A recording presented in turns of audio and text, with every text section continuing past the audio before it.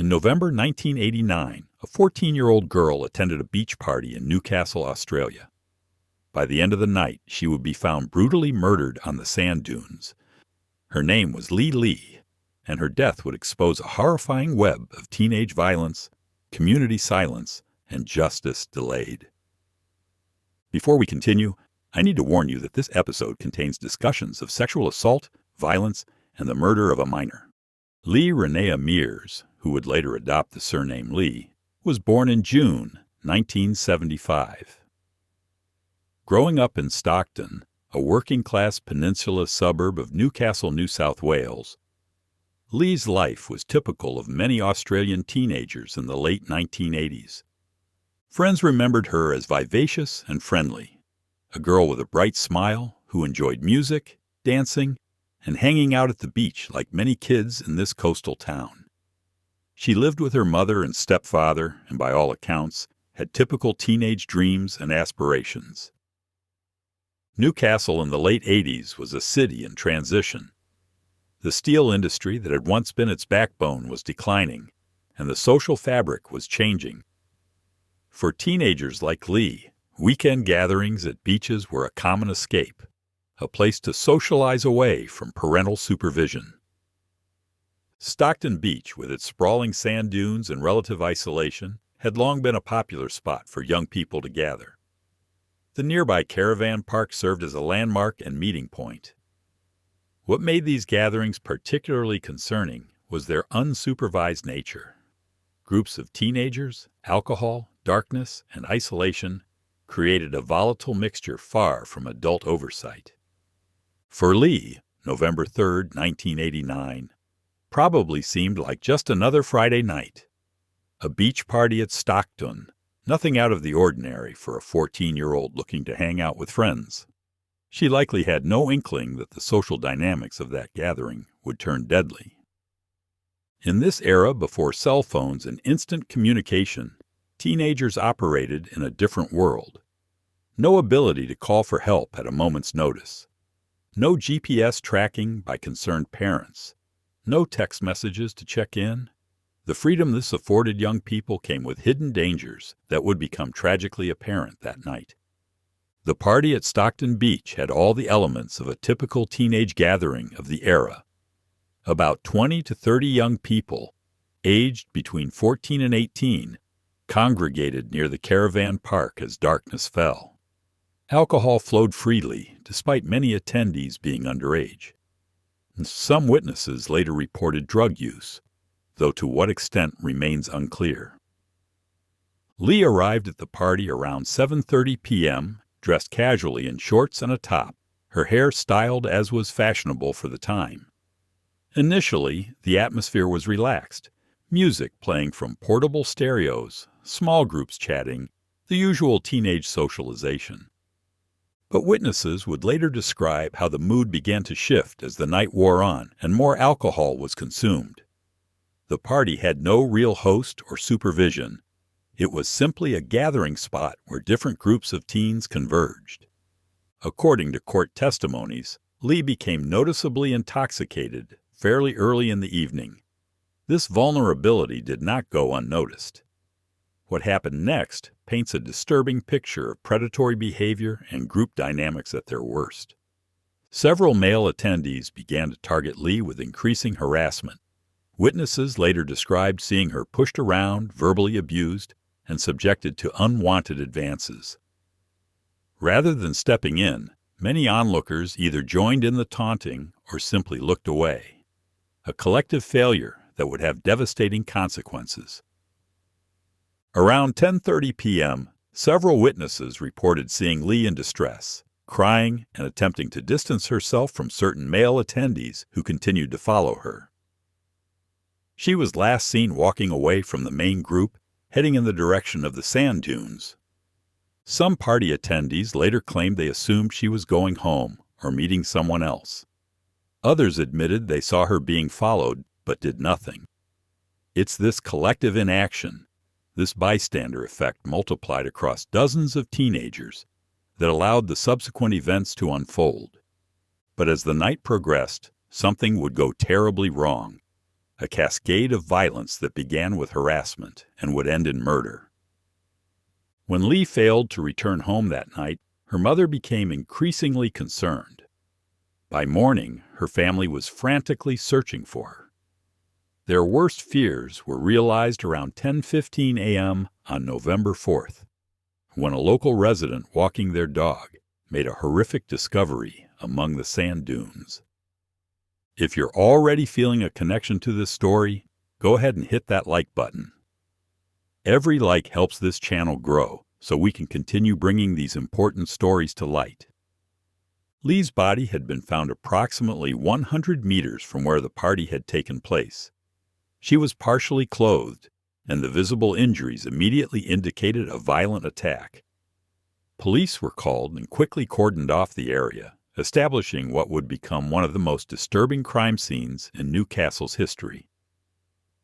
The news spread rapidly through Stockton, a tight-knit community where such violence was virtually unheard of.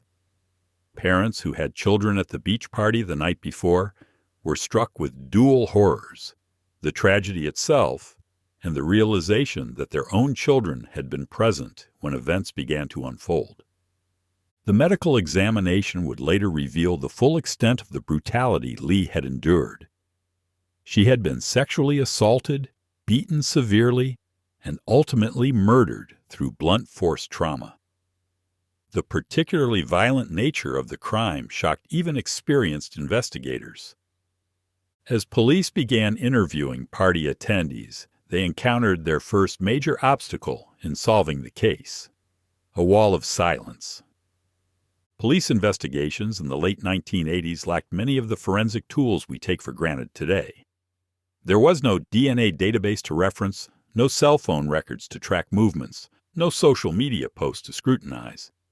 Detectives relied heavily on witness testimonies and physical evidence. When investigators began questioning the teenagers who had attended the party, they encountered a frustrating pattern. Many claimed to have seen nothing unusual. Others provided vague or contradictory accounts. Some admitted seeing Leigh being harassed, but minimized what they had observed. This code of silence wasn't entirely surprising. Teenage social dynamics, fear of being implicated, concern about reputation, and misguided loyalty to friends all contributed to the reluctance to speak openly. Some teenagers later admitted they feared being labeled as snitches if they came forward with information. Forensic evidence collected from the scene and from Leigh's body provided crucial leads. Hair, fibers, and biological evidence pointed toward multiple perpetrators. But without witness cooperation, building a complete picture of the night's events proved challenging. Detective John Duffesey, who led the investigation, later described it as peeling back layers of deception to get to the truth. Each interview yielded small fragments of information that, when pieced together, began to form a disturbing narrative. The breakthrough came when several younger teens, perhaps grappling with the weight of what they had witnessed, finally began to speak more openly. Their testimonies pointed investigators toward specific individuals who had been particularly aggressive toward Leigh that night. The community grew increasingly uneasy as rumors circulated. Parents questioned how well they knew their children's friends. Schools held special assemblies addressing the tragedy. And in the background, police methodically built their case against those responsible. 4 weeks after Leigh's murder, police made their first major arrest. Matthew Webster, an 18-year-old who had been at the party, was taken into custody and charged with murder. The arrest sent shockwaves through the community, but it was only the beginning. As the investigation continued, the full horror of what happened that night emerged. Webster wasn't the only perpetrator. Evidence indicated that Leigh had been sexually assaulted by multiple individuals before the fatal attack. This revelation expanded the investigation significantly. In the following weeks, 3 more young men were arrested in connection with the sexual assault that preceded the murder. Guy Wilson, 19, and 2 15-year-old males who cannot be named for legal reasons, faced charges related to the sexual aspects of the crime. Court documents revealed a horrifying sequence of events. After being harassed at the main party, Leigh had been lured or forced to a more isolated area in the sand dunes. There, she was sexually assaulted by multiple perpetrators. When she threatened to report what had happened, Webster beat her to death with a piece of wood and rocks to silence her. Perhaps most disturbing was the revelation that numerous party attendees had some knowledge of what was happening but failed to intervene. Some witnessed parts of the assault and walked away. Others heard Leigh's cries for help and did nothing. The collective failure to act represented a breakdown of basic human decency. The investigation also uncovered that several attendees had actively worked to conceal information from police in the days following the murder, demonstrating how quickly a code of silence had formed among these young people. But the full story of what happened that night was even more disturbing than initially thought, revealing not just the actions of those directly involved, but the inaction of many who could have prevented a tragedy. In February 1990, Matthew Webster appeared in court and pleaded guilty to the murder of Leigh Leigh. By admitting his guilt, he spared Leigh's family the ordeal of a full trial, where the horrific details would be examined publicly. The court heard how Webster had beaten Leigh with a piece of driftwood and rocks after she threatened to report the sexual assaults. The judge described the crime as one of extreme brutality against a defenseless young girl, and sentenced Webster to 20 years imprisonment with a non-parole period of 14 years. The other defendants faced lesser charges. Guy Wilson received a 6-month sentence for assault. 2 juveniles received probation and community service for indecent assault. Many in the community felt these sentences for the accomplices were woefully inadequate given the severity of the crime. The disparity in sentencing highlighted troubling questions about how the justice system viewed sexual violence versus murder. While Webster's sentence reflected the seriousness of taking a life, the lighter sentences for the sexual assaults suggested these violations were considered less significant, a perspective that many advocates for victims' rights found deeply problematic. Leigh's family expressed both relief that Webster had been brought to justice and disappointment that others involved received what they perceived as mere slaps on the wrist. The sentencing did little to heal the community's wounds. If you've stayed with me this far through this difficult story, I'd appreciate you hitting that subscribe button.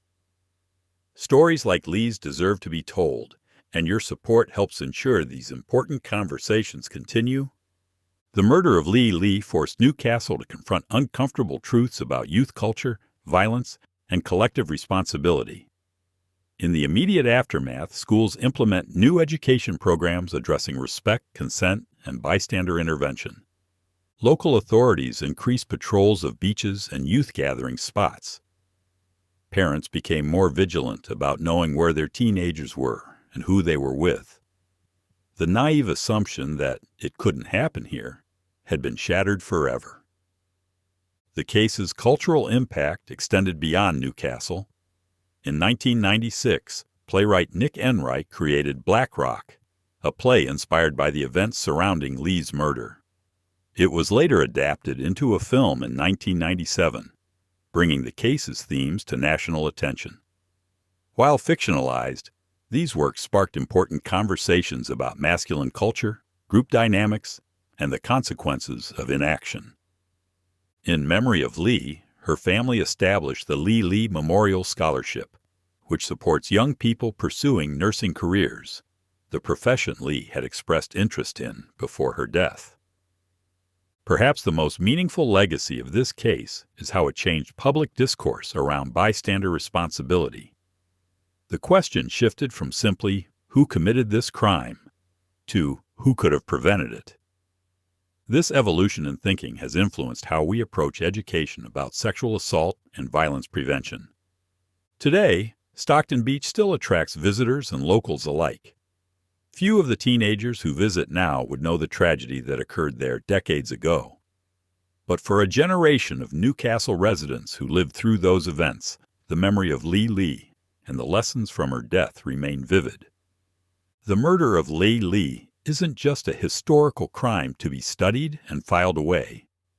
It's a stark reminder of how quickly social gatherings can turn dangerous, how peer pressure can silence crucial interventions, and how communities can fail their most vulnerable members. When we remember Leigh, we should see her not just as a victim in a tragic case study, but as a 14-year-old girl with dreams, friendships, and a future that was violently stolen from her. Her memory continues to drive conversations about personal responsibility and the courage to speak up when witnessing wrongdoing.